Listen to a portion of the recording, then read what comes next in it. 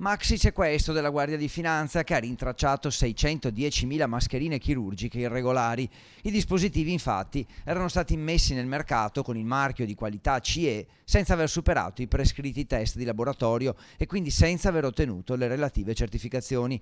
Il rappresentante della società che le ha messe in vendita è stato denunciato alla Procura della Repubblica di Venezia per frode in commercio. L'operazione condotta dai Baschi Verdi è il frutto di un'indagine che ha consentito di individuare a Pianiga, nel veneziano, partendo da un punto vendita in provincia di Padova e risalendo a ritroso la filiera commerciale, un magazzino dove erano stipate centinaia di migliaia di mascherine recanti il marchio di qualità CE che certifica e garantisce che rispondano ai requisiti dell'Unione Europea.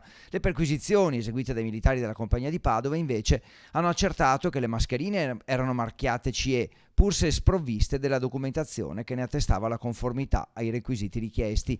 L'intero lotto di mascherine è stato quindi ritirato dal mercato a tutela dei consumatori e i successivi approfondimenti hanno permesso di accertare che la società importava gli articoli direttamente dalla Cina ed era lo stesso produttore a marchiarle senza avere l'autorizzazione. Un intervento, questo delle Fiamme Gialle, anche a tutela dei commercianti rispettosi delle regole, sempre troppo spesso danneggiati dalla vendita di prodotti di scarsa qualità a prezzi fuori mercato.